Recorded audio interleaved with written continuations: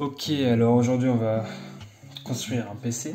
Donc pour ça, c'est très simple. J'ai plusieurs composants. Donc d'abord la lime, une FGA 450 BT, donc c'est très simple. C'est une 450 watts. BT, je sais pas ce que c'est, elle est 80 bronze plus parce que c'est... Enfin bref, c'est cool. Je l'ai acheté il y a 4 ans, 40 balles à peu près. Elle est non modulaire, donc tous les fils ne se débranchent pas.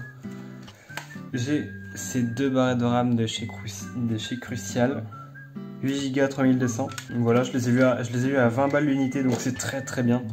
Faut savoir que normalement les RAM elles sont genre à 40 balles l'unité. La Gigabit B450MH comme carte mère, donc 5000 ready. Je me demandais si je devais avoir le BIOS à mettre à jour, mais normalement non, vu qu'elle est 5000 ready. Ce qui va avec, c'est le processeur Ryzen 5 4500.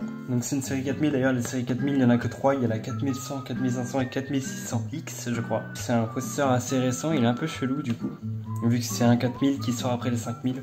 Mais bref, j'ai aussi une carte graphique GTX 1050 de chez MSI. Elle a 5 ans aussi, je l'ai acheté en début 2018, il y a le Nel il y a 5 ans quoi. Et avec ça, une carte Wi-Fi, même si je vais me câbler, il est hors de question de jouer sans câbler. Je vais bouger tout ça parce que, évidemment, on a oublié la pièce la plus importante. Enfin, plus importante non, parce que Thomas il met pas de boîtier.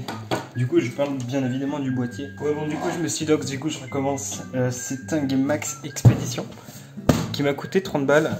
D'ailleurs, les prix des boîtiers ont grave augmenté, j'ai regardé ça. Du coup, j'en ai pas trouvé, celui-là, je l'ai trouvé à 30 balles sur Amazon. D'ailleurs, faut savoir que tout ce que j'ai acheté, je me suis fait des bénéfices dessus. Faut savoir que le 4500, le Ryzen 5 ici, je l'ai acheté 97 je crois.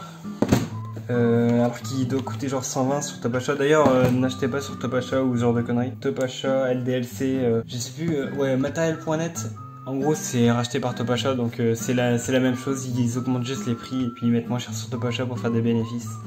Acheter sur Amazon, vérifiez bien que c'est vendu et expédié par Amazon, sinon vous pouvez avoir quelques problèmes. Après, regardez bien les avis aussi parce que parfois ça peut vous aider. Mais en général, ce sera moins cher sur Amazon, donc achetez sur Amazon si vous voulez des bénéfices.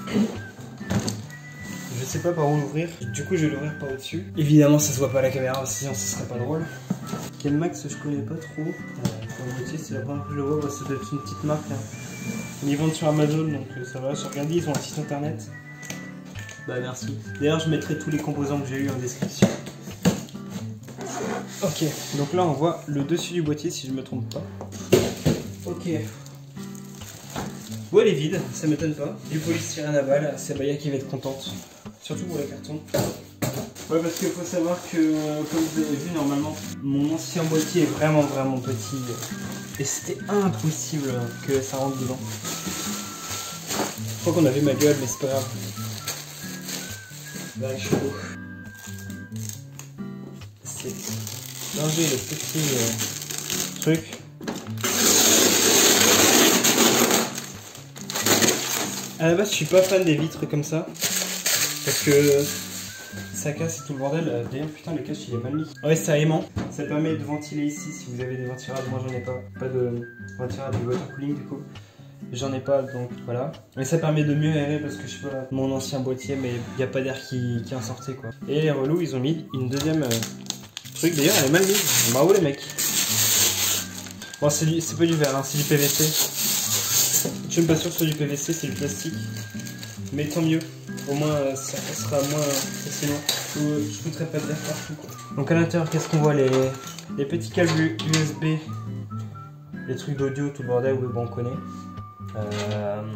Ça c'est pour les anciennes, c'est les adaptateurs. Je sais pas quoi. Là il y a petit ventilo, il n'y en a qu'un d'ailleurs dans ce boîtier, mais bon franchement moi ça me convient. On a un USB 3.0 à l'avant, juste ici.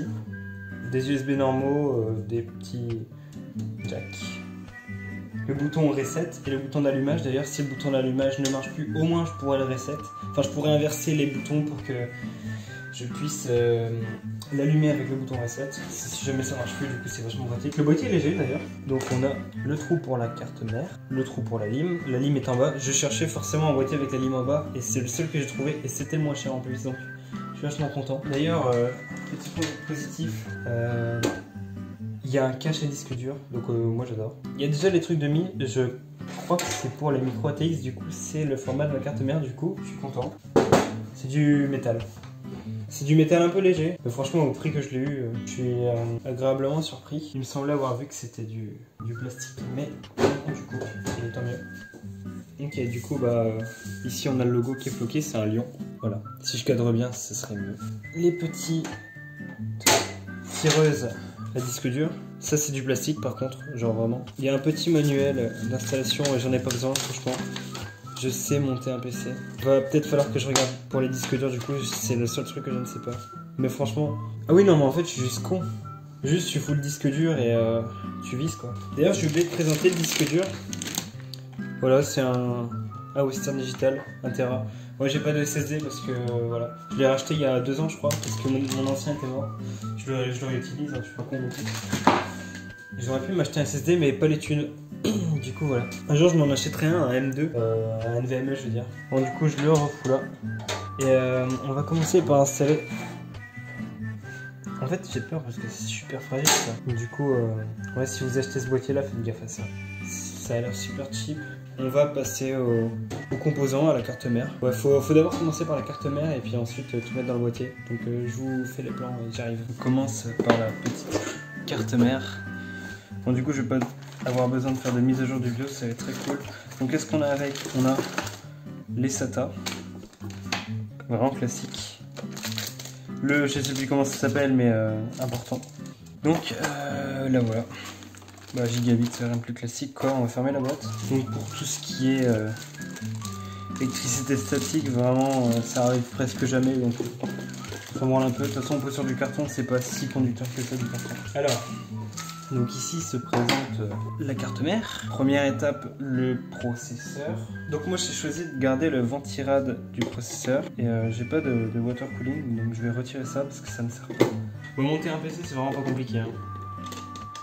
Après si vous voulez pas faire d'erreur, allez genre chez un professionnel, il vous fera payer 30 balles de plus, ou 50 pour top achat par exemple. Faut savoir que je viens de loin parce que je viens d'un PC encore en DDR3, que le DDR4 est sorti depuis 2013. J'ai acheté mon PC en 2015. D'ailleurs, n'achetez jamais de PC en grande surface comme je l'ai fait, c'est la pire erreur possible. Allez vraiment sur des trucs genre, allez sur Top Achat, sur un configomatique, faites-vous votre PC parce que le configomatique est fait pour faire en sorte que vous ne vous trompiez pas dans les compatibilités des composants. Moi j'y suis allé mais franchement cette carte mère n'était pas affichée sur Top Achat. Du coup j'ai fait moi-même, j'ai regardé les compatibilités sur le site de Gigabyte. Gigabit c'est quand même vachement plus drôle à dire. Mais c'est Gigabyte. Bref, vous faites pas avoir parce que genre vraiment j'ai payé mon ancien PC 660 sachant qu'il était en réduit parce qu'il était en version d'exposition. Putain j'arrive pas à ouvrir ce processeur de chez AMD. Ryzen 5 Hexa-Core 3,6 GHz. On peut le voir cloqué à 4,1. Ouais, c'est marqué sur la boîte, je suis débile. Bref. Donc un petit manuel, le ventirad qui est ici, le processeur, avec la petite étiquette, pareil je sais pas où la foutre. Ok donc du coup les AMD, il y a les pins qui sont à l'extérieur, du coup faut pas plier une pin parce que ce serait quand même vachement con. Là il y a une petite flèche. Il va falloir trouver la flèche qui est sur le socket. De toute façon là c'est pas compliqué, la flèche est là. Mais de toute façon là l'écriture est à l'envers. Du coup ça veut dire que le processeur doit être à l'envers. Du coup je vais le retourner vite fait. Ok donc on l'ouvre délicatement, donc de sorte à ne pas plier le pin. Ça pèse son petit poids quand même. On relève.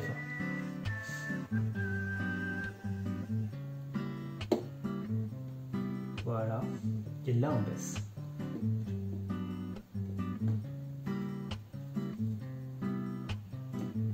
Hop, il se met tout seul dedans, vous essayez de le bouger un peu. S'il bouge pas, c'est qu'il est mis. Donc il est mis. On va mettre le petit ventirad de chez AMD.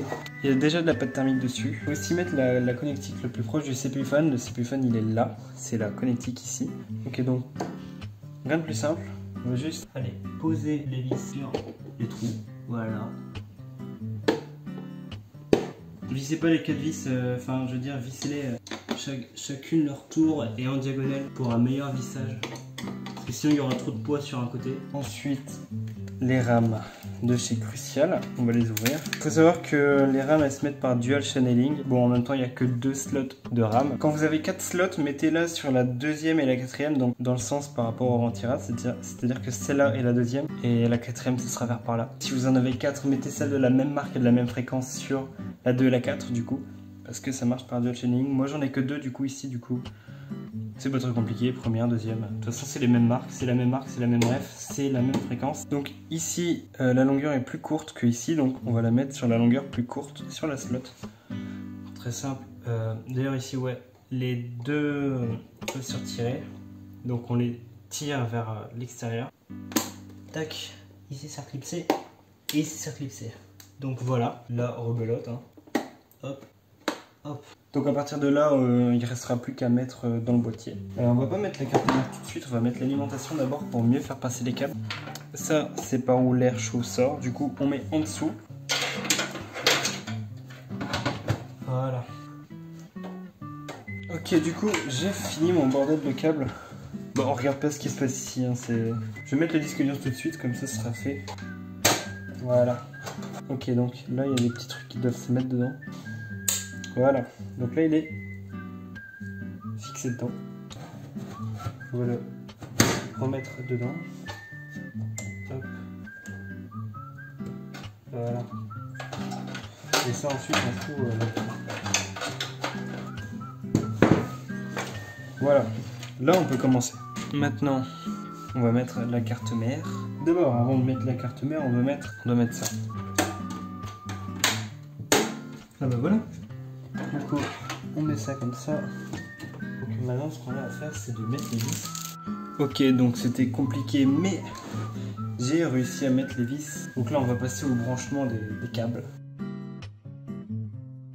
J'ai fini de mettre les câbles. Je pourrais pas voir mieux que ça. Là, j'ai un câble qui traîne, mais je sais pas où le mettre, donc tant pis, il restera là. Donc maintenant, on va faire le plus marrant. On va mettre la carte graphique. On voit qu'il y a 2 slots, donc là, le premier slot, là, le deuxième slot. Du coup, on va devoir dégommer les trucs qui sont là. Tu vas faire comme ça, paf, du coup, il se retire tout seul. Oui, du coup, c'est des trucs qui se cassent. C'est une 1050 dual fan, du coup. Et je vais mettre aussi la carte réseau. C'est une Asus. Je sais pas trop. Hop. Du coup, maintenant, c'est fixé. Et maintenant, le PC est terminé. Du coup, je vais mettre en place ce setup et on va l'allumer. Ok, donc tout est bien branché. Il risque de t'éteindre et de se rallumer plusieurs fois. Et waouh! On voit la LED qui s'illumine. Je suis pas fan des LED, mais bon.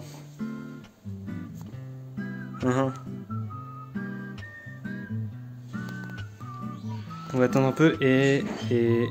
En gros, à ce moment-là, il a juste fallu appuyer sur Y. Le BIOS s'est lancé, j'ai pu désactiver le FTPM. Et ensuite, j'ai quitté le BIOS et l'ordinateur s'est redémarré normalement. Bon, du coup, il est en préparation des périphériques. Il est aussi sur le mauvais écran, ça me casse les couilles un peu. Faudrait que je le remette. Du coup, 25%. Je reprends après, de toute façon, hein, ça se lance normal. Bah là, je viens de reprendre, il vient de se mettre sur le bon écran, du coup je suppose que c'est bon. Et voilà, c'est lancé. Bah j'ai tout paramétré. Donc maintenant il va juste falloir mettre à jour les drivers et tout sera terminé. Voilà. Donc c'est tout pour la vidéo sur ce PC. Ouais, elle était longue, elle était chiante à faire, mais maintenant c'est fini et maintenant il n'y a plus qu'à trier CS. Allez, salut!